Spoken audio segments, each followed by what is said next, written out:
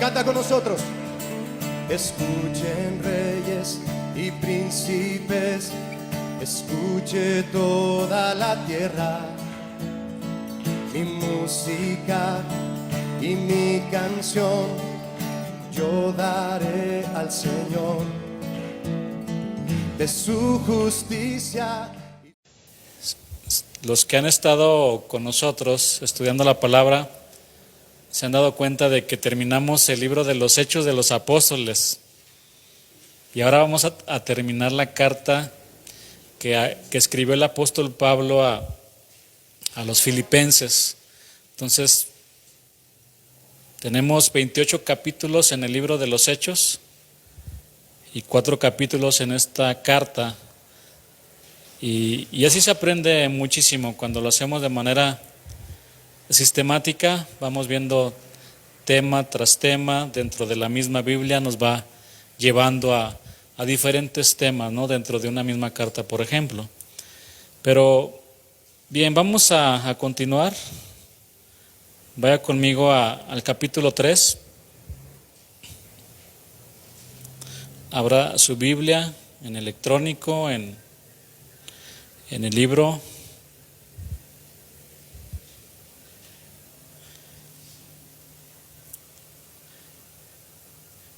Y el día de hoy, si el Señor lo permite, vamos a estudiar del versículo 4 hasta el versículo 11. Y el tema, este es el tema 10, que le he titulado de la religión a Cristo. ¿Cuántos de nosotros antes teníamos una religión? Yo creo que todos, ¿no? Ahora tenemos una relación con nuestro Señor. Y saben que nuestra relación con nuestro amado Dios debe de ser de manera personal. Es como nosotros podemos crecer en el conocimiento de Dios. Y de esta manera personal, individual, así como el Señor también nos salva de manera personal e individual, nuestra relación debe de ser de la misma manera para crecer. Es decir, nuestra oración, nuestra lectura también de la palabra debe de ser de manera personal. Después, como matrimonios, pues podemos orar y también estudiar la palabra. Entonces, nosotros hemos salido de una religión y hemos llegado a una relación con nuestro Dios para conocerlo. Tú eres mi Dios, decía el salmista. Entonces vamos a ver el día de hoy este tema de la religión a Cristo. Y lea conmigo estos versículos. A partir del versículo 4 dice: aunque yo tengo también de qué confiar en la carne, si alguno piensa que tiene de qué confiar en la carne, yo más. Circuncidado el 8º día, del linaje de Israel, de la tribu de Benjamín, hebreo de hebreos, en cuanto a ley, fariseo, en cuanto a celo, perseguidor de la iglesia, en cuanto a la justicia que es en la ley, irreprensible. Pero cuantas cosas eran para mí ganancia, las he estimado como pérdida por amor de Cristo. Y ciertamente, aún estimo todas las cosas como pérdida por la excelencia ¿de qué? Del conocimiento de Cristo, de una relación con nuestro Señor, para conocerlo cada día más y más. Por la excelencia del conocimiento de Cristo, Jesús mi Señor, por amor del cual lo he perdido, ¿cuánto? Todo. Y lo tengo por basura para ganar a Cristo y ser hallado en Él, no teniendo mi propia justicia que es por la ley, sino la que es por la fe de Cristo, la justicia que es de Dios por la fe. ¿A fin de qué? De conocerle. Conocimiento, conocerle. Y el poder de su resurrección y la participación de sus padecimientos, llegando a ser semejante a Él en su muerte, si en alguna manera llegase a la resurrección de entre los muertos. De la religión a Cristo. Bien, nuevamente, aquí el apóstol Pablo abre su corazón a los filipenses como buen mentor. Comparte lo que siente en su interior, el proceso que lo llevó a renunciar a toda confianza en su propia religiosidad para descansar únicamente en Jesucristo, su Salvador. Pablo aprendió que la única aspiración que vale la pena es conocer a Cristo más y más. Él consideraba que aún le faltaba mucho por conocer al Señor, porque conocer a Dios, mis hermanos, es como tratar de volar en el espacio infinito. Y cuando piensas que ya no hay algo más allá, te das cuenta que hay más y más y más. ¿Saben que el espacio se sigue extendiendo cada día? Y este proceso de conocer al Señor comienza con la conversión, con una entrega genuina de nuestras vidas al Señor. Cuando nosotros nos arrepentimos de nuestros pecados y nacimos de nuevo. Y sigue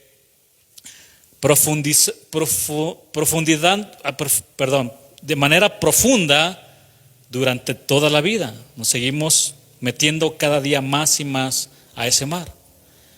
Lo único que quiero, dice Pablo, es conocer al Señor en todas las facetas de su persona. Si profundizar en el conocimiento de Cristo es lo más grande que hay ahora, el apóstol también mira hacia el futuro. Habla de ganar a Cristo, de ser hallado en Cristo y de llegar a la resurrección. El versículo 4 que vamos a leer dice de esta manera: aunque yo tengo también de qué confiar en la carne, si alguno piensa que tiene de qué confiar en la carne, dice el apóstol, yo más. Los judaizantes en el tiempo de Pablo tenían más confianza en las obras, en los esfuerzos humanos y en cumplir la ley al pie de la letra para ser salvos. Confiaban más en eso que en la perfecta obra de Cristo en la cruz del Calvario. Ellos confiaban más en una marca externa, como la circuncisión, que en la obra de Dios en el corazón del hombre. Y aquí es importante decir lo siguiente: ellos no ignoraban lo que Dios les había dicho en Jeremías 4:4, por ejemplo, que les leo, que dice: circuncidaos a Jehová y quitad el prepucio de vuestro corazón, varones de Judá y moradores de Jerusalén.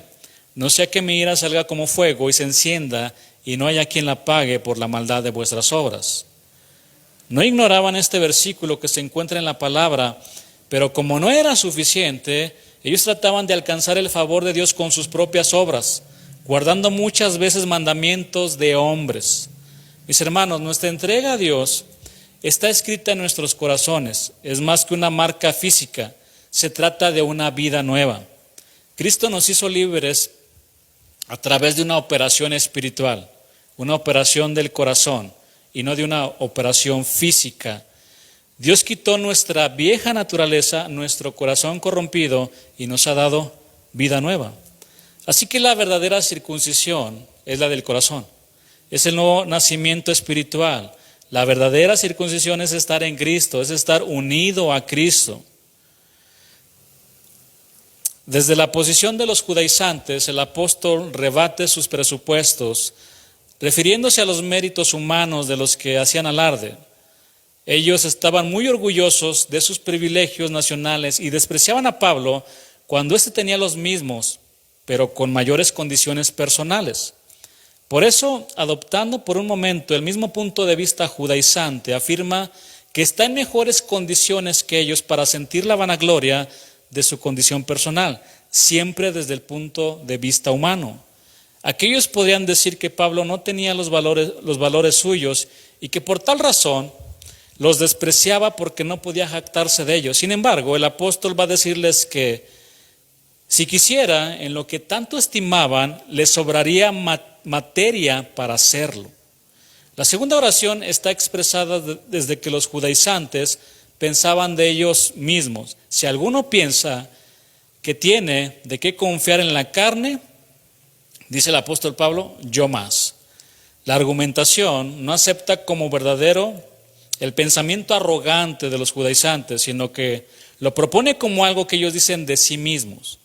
La expresión pone de manifiesto la habitual ironía del apóstol, usada muchas veces en las confrontaciones escritas contra los enemigos del evangelio. Así que los judaizantes afirmaban que tenían muchos motivos para gloriarse. Pablo dice que ese es el pensamiento de ellos. No es que tengan esos motivos, simplemente piensan que los tienen. El pronombre personal, yo, aparece por segunda vez en el versículo, y en esta segunda ocasión lo usa porque va a dar una relación de privilegios humanos que él tenía entre los judíos, hablando del apóstol Pablo. El desafío se produce, los judaizantes decían tener derechos personales, pero Pablo afirma que desde esa forma de pensar él tenía más. Podía haber dicho también, también yo, pero la afirmación es contundente. Ellos dicen que tienen, pero yo no digo que los tenga, sino que afirmo yo tengo más. Si alguien, mis hermanos, podía confiar en su carne, en sus esfuerzos humanos, ese era el apóstol Pablo. Pablo tenía más razones que cualquier otro judaizante para confiar en las obras y en los esfuerzos humanos. Él estaba dispuesto a comparar su propia vida religiosa con la de cualquier otro hombre de su época, sabiendo que podía competirles sin ningún problema e incluso superarlos, aunque esa no era su verdadera intención.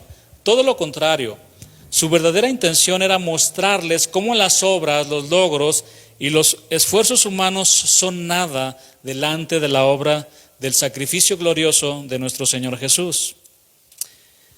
Y bien, nosotros jamás podremos agradar a Dios confiando en nuestra carne, confiando en nuestras obras o en nuestros esfuerzos humanos.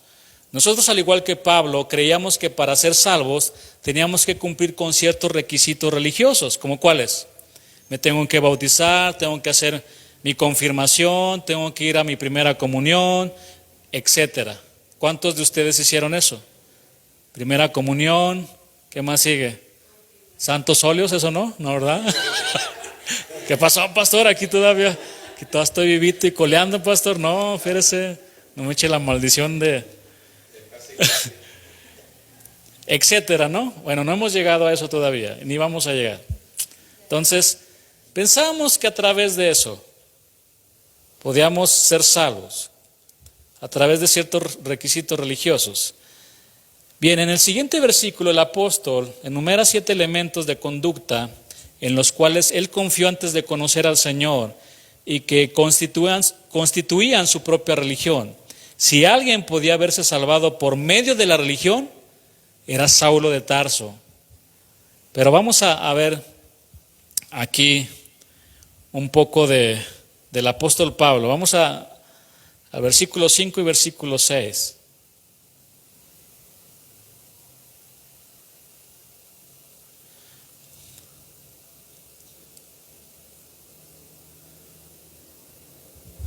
Circuncidado al 8º día, del linaje de Israel, está sacando todas sus credenciales, ¿sí ven? De la tribu de Benjamín, hebreo de hebreos, en cuanto a la ley, fariseo, en cuanto a celo, perseguidor de la iglesia, en cuanto a la justicia que es en la ley, irreprensible. Circuncidado al 8º día, bueno, este era un rito básico en el sistema mosaico, ya también estudiamos un poco de la circuncisión. En el 8º día, sus padres lo llevaron al templo o a la sinagoga para que fuera circuncidado, lo cual significa que él tuvo unos padres piadosos que le criaron de acuerdo con las normas de la ley de Moisés. Sus padres conocían la ley y lo instruyeron muy bien en ella. Linaje de Israel. Probablemente algunos de los judaizantes eran mestizos, nacidos de madre judía y de padre de otra nacionalidad o de otro pueblo. Pablo no lo era, él era 100% israelita, de la tribu de Benjamín. Esto es como decir que pertenecía a la mejor familia. Benjamín había sido el hijo favorito de Jacob. Raquel dio a luz a Benjamín al morir y le llamó hijo de mi aflicción, pero Jacob le puso el nombre hijo de mi mano derecha. Benjamín se convirtió en su mano derecha.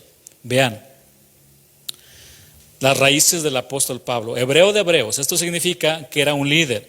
Estaba en el nivel más alto del círculo religioso, en el lugar más elevado en aquella época. En cuanto a la ley, dijo él, fariseo.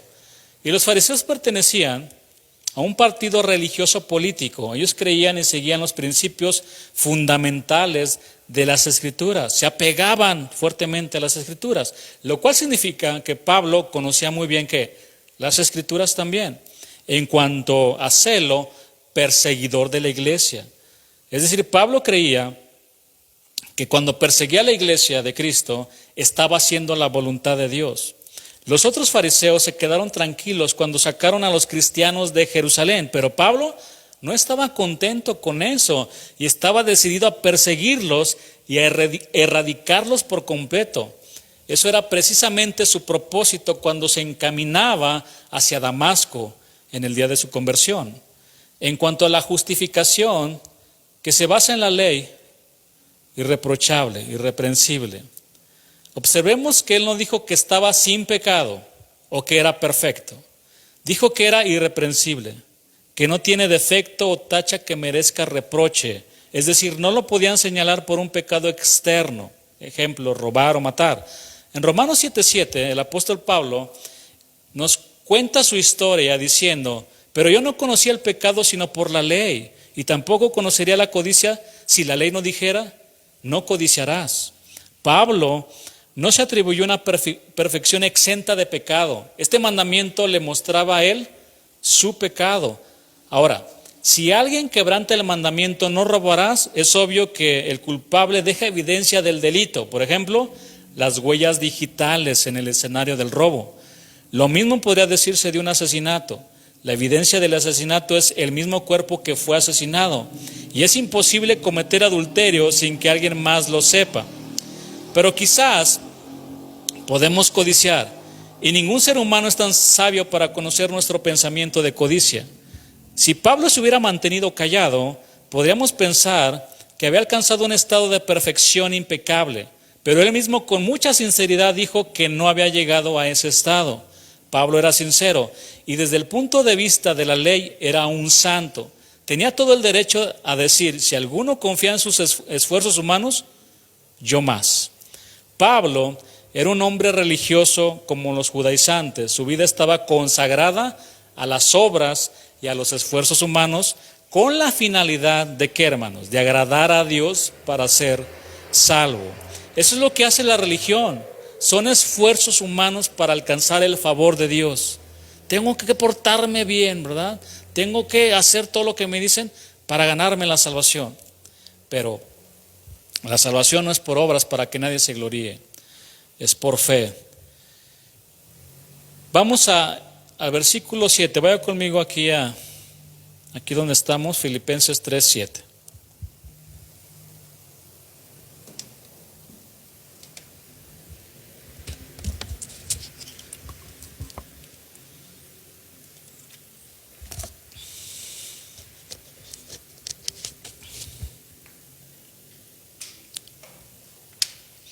¿Se ha puesto a pensar qué tan extraviados estábamos antes?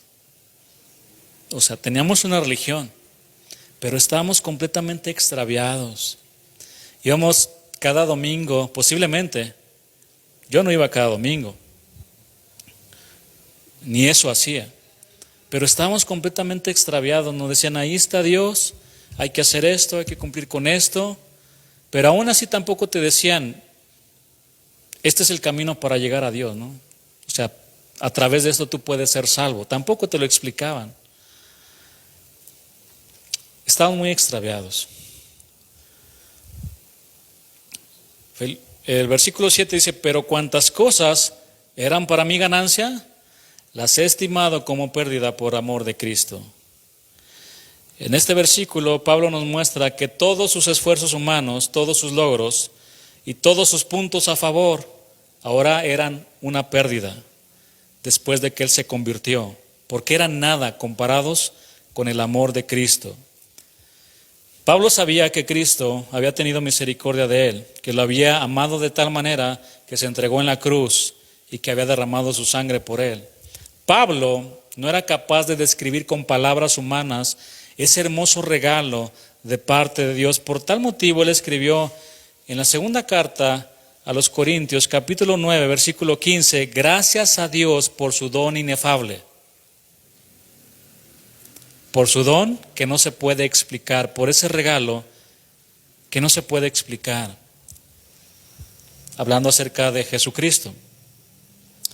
Es muy probable que algunos sigan pensando en su vida pasada, contemplando sus logros y añorando regresar al tiempo porque lo consideran de valor. Pero Pablo, después de conocer a Cristo, renunció a todo. Todas las cosas las estimó como pérdida. Y lo vuelve a repetir aquí en el versículo 8. Y ciertamente, aún estimo todas las cosas, como pérdida por la excelencia del conocimiento de Cristo Jesús, mi Señor, por amor del cual lo he perdido todo. Y lo tengo por basura para ganar a Cristo. ¿Ya se dio cuenta que este versículo, si no me equivoco, lo pudo haber usado Janet Arroyo para sacar su canción? ¿Cristo lo he perdido todo? Son canciones bíblicas, hermano. Por amor del cual lo he perdido todo y lo tengo por basura para ganar a Cristo. Y lo tengo como basura, o lo tengo por basura, es una expresión contundente. Literalmente lo consideraba, es fuerte en el original, como estiércol, es lo que significa. Todos los esfuerzos humanos, todos sus logros, los consideraba como estiércol. Y es que es verdad, hermano. Comparado con la hermosura de Cristo, con el sacrificio que Él hizo en la cruz del Calvario, todos los esfuerzos humanos, todos los logros, son como estiércol delante de Él. Él es hermoso, Él es glorioso, Él brilla, Él es santo, Él es limpio. Pero nuestros esfuerzos y logros humanos que quieren alcanzarlo, jamás podrán hacerlo. Por eso Él vino a pagar por nosotros en la cruz del Calvario. Dios se pagó a sí mismo, enviando a Jesús. No necesita nuestros esfuerzos ni nuestros logros, está claro.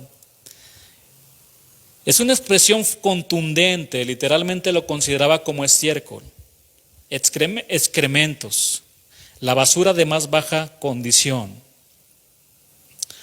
Todos los privilegios de herencia y sus logros humanos deben de ser considerados como basura frente a la grandeza de Cristo.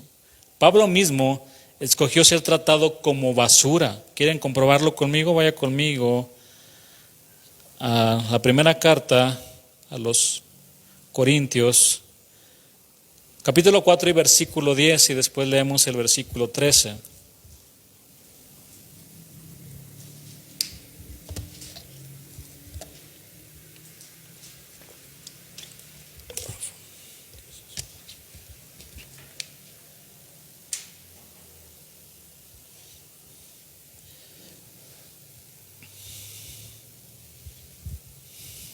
Pablo mismo escogió ser tratado como basura. Nosotros somos insensatos por amor de Cristo, mas vosotros prudentes en Cristo. Nosotros débiles, mas vosotros fuertes. Vosotros honorables, mas nosotros despreciados. Versículo 13. Nos difaman y rogamos. Hemos venido a ser hasta ahora como la escoria del mundo y el desecho de todos. El valor personal de la vida de Pablo era como nada ante la gloria de Jesús, de modo que no le importaba exponerla ante sus enemigos. Su vida no era para él de estima suficiente como para evitar la persecución de los judíos en su cambio de actitud. El objetivo de su vida había cambiado. De buscar la gloria de los hombres se había orientado a ganar a Cristo. Ganar a Cristo, hermano, no significa aquí simplemente tener a Cristo, ya que todo creyente lo tiene desde el momento en que lo recibe como su Salvador, sino apropiarse de Cristo, de hacerse todo con Él y ser hallado en Él, como en el elemento en que se vive y se muere. El apóstol había llegado a la verdadera experiencia de vivir a Cristo. No solo lo proclamaba, sino que lo experimentaba personalmente. Cristo y él eran ya una unidad inseparable. Pablo sabía que era nada sin Cristo. En su vida no había nada que pudiera valorarse como deseable en su vida más que Cristo. Pablo consideraba todas las cosas como pérdida. Todo el resplandor de lo que él consideraba lo más importante en su vida se disipó, se diluyó. Pero después de que el Señor lo salvó, no existía otra cosa más importante que conocerlo. ¿Cuántos desean cada vez más conocer a Dios y su palabra? Nos va a llevar toda la vida, mi hermano, toda la vida. Conocer a Dios, conocer su palabra, conocerlo más y más. Tengo una pregunta aquí para usted. ¿Estaría dispuesto a perderlo todo por conocer a Cristo? ¿Sí? Voy a orar por usted para que lo pierda todo, así como lo perdió Job, pero después conoció a Dios.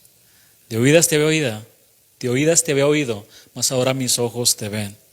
Perdió, bueno, nada más le dejó a su esposa, pero perdió a sus hijos, perdió todo prácticamente, pero pudo conocer a Dios.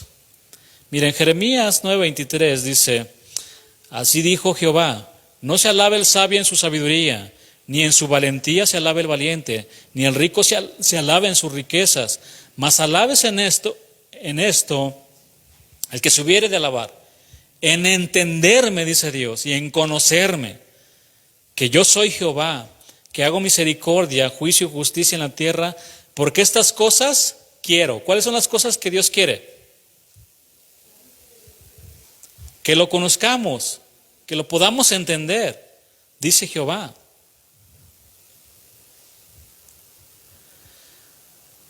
Vaya conmigo al versículo 9 ahora.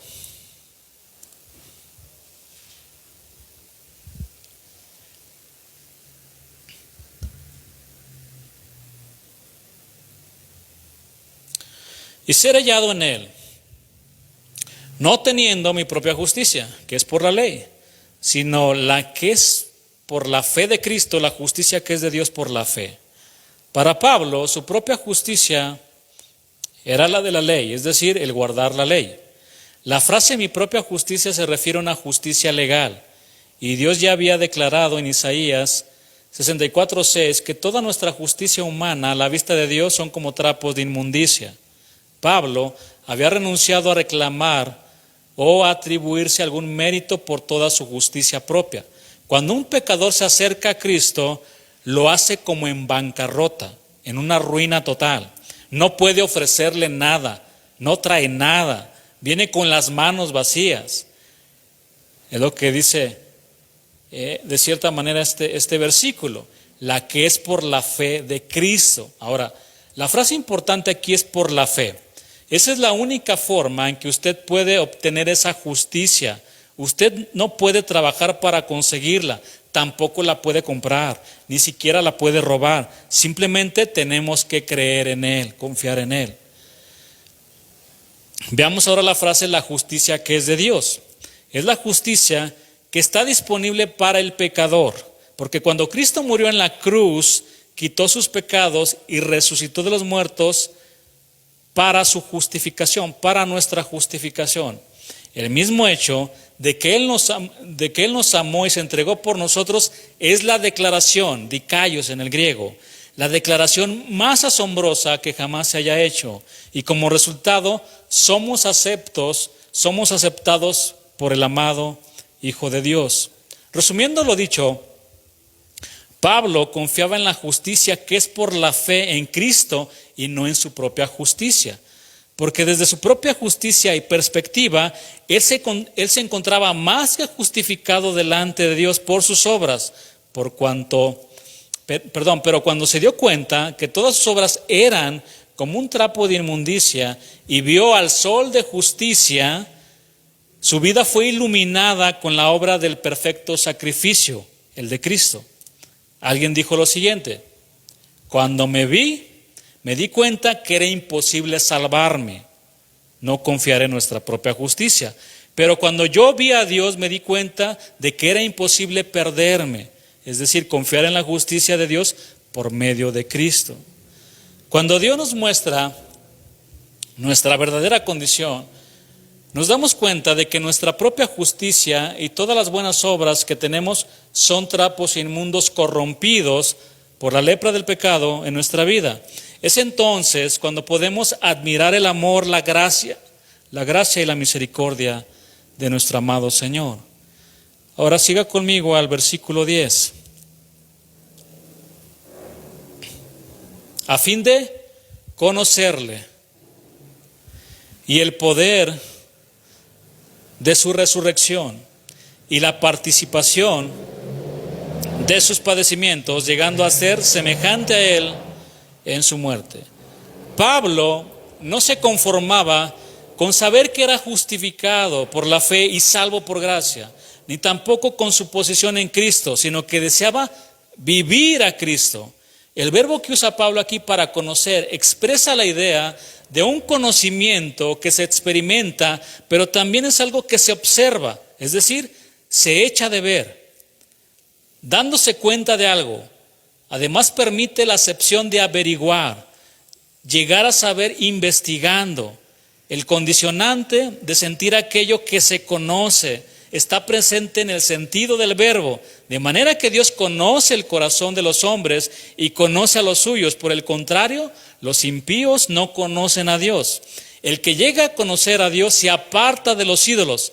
Y llega al tanto en esta ocasión, cuando el apóstol Pablo habla de conocer a Cristo como objetivo prioritario en su vida, está refiriéndose a un conocimiento progresivo de vinculación con Él y de observación de lo que Él es decir, un conocimiento experimental que se incrementa día a día.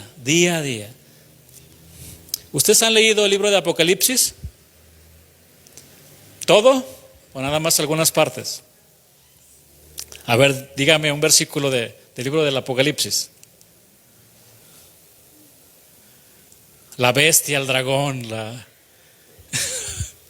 el anticristo.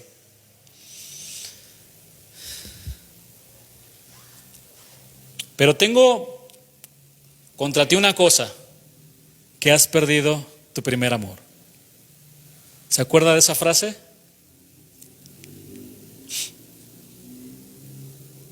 Y mis hermanos, lo que quiero comentar es lo siguiente.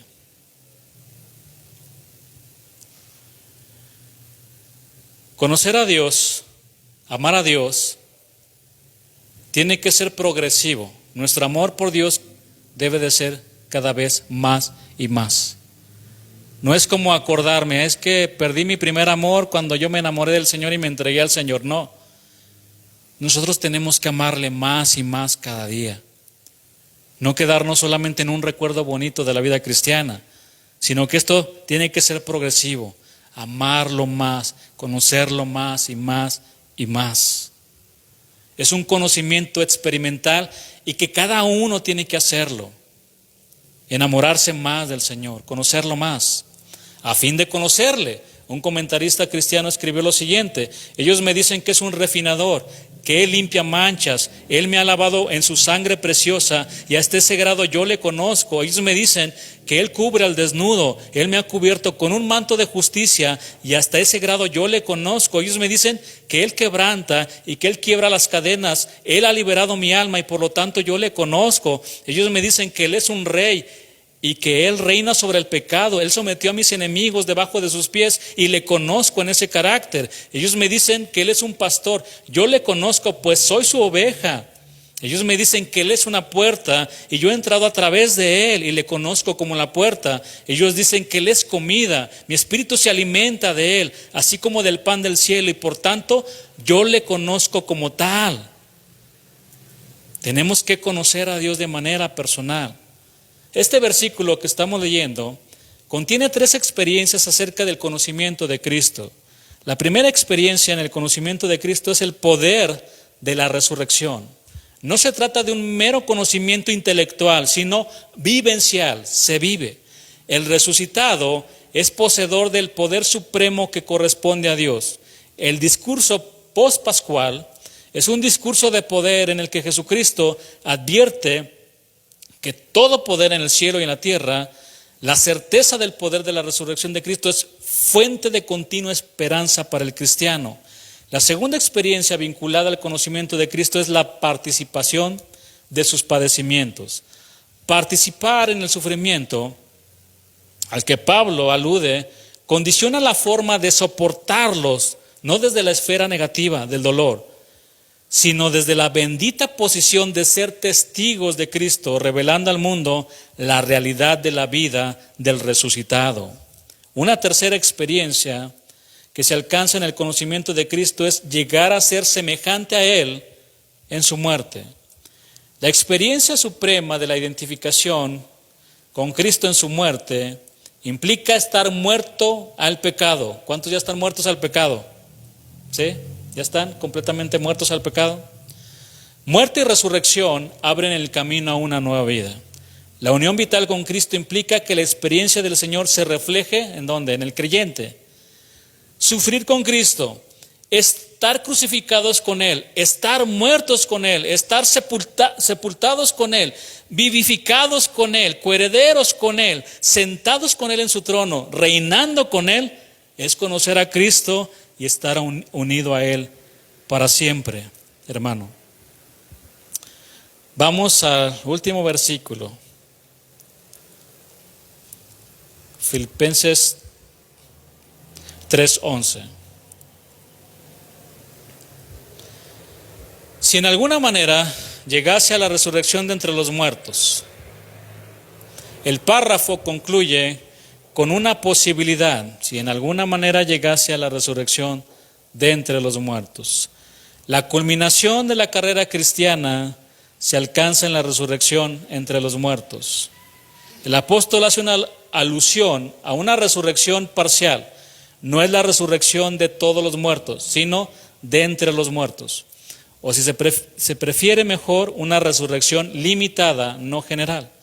No cabe duda que él estaba pensando en el momento en que el Señor viene por su iglesia a trasladarla, como él mismo lo escribió en 1 de Tesalonicenses 4:17. Allí él enseña que los muertos en Cristo resucitarán primero. Los cristianos esperaban el traslado de la iglesia en sus días. En ese caso, Pablo no pasaría por la experiencia de la resurrección porque no habría muerte, pero sería transformado para recibir el cuerpo de su resurrección y gloria. En la cárcel donde él estaba preso, como da a entender en la carta, no tenía la certeza de que sería liberado, pudiendo también ser ajusticiado.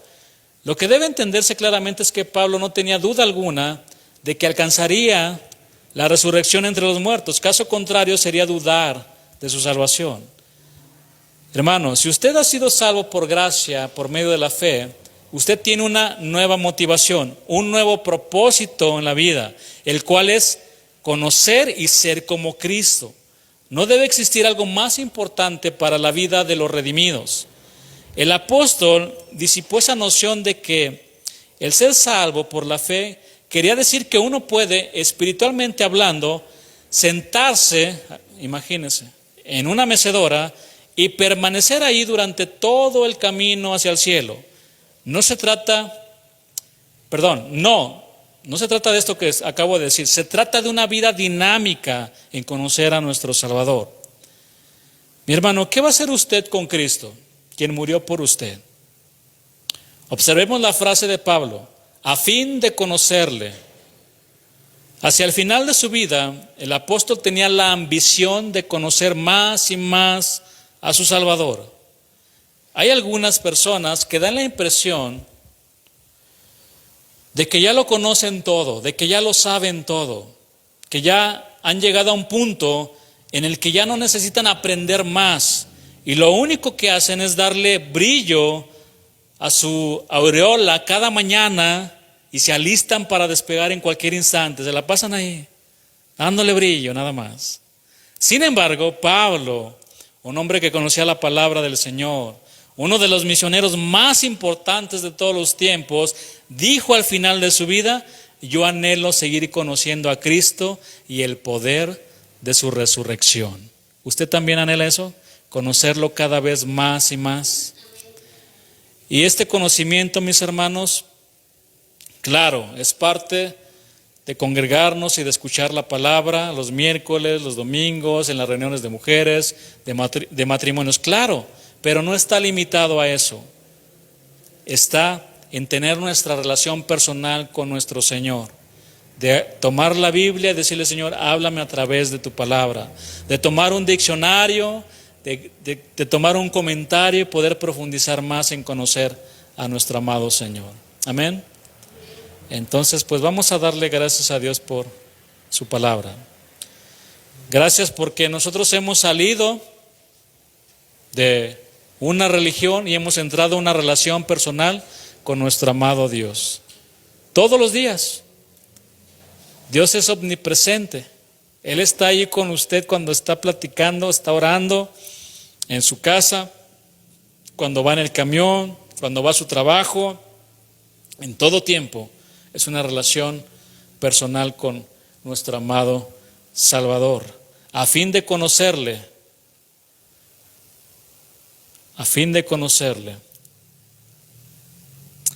Y ciertamente aún estimo todas las cosas como pérdida por la excelencia del conocimiento de Cristo Jesús, mi Señor, por amor del cual lo he perdido todo y lo tengo por basura para ganar a Cristo.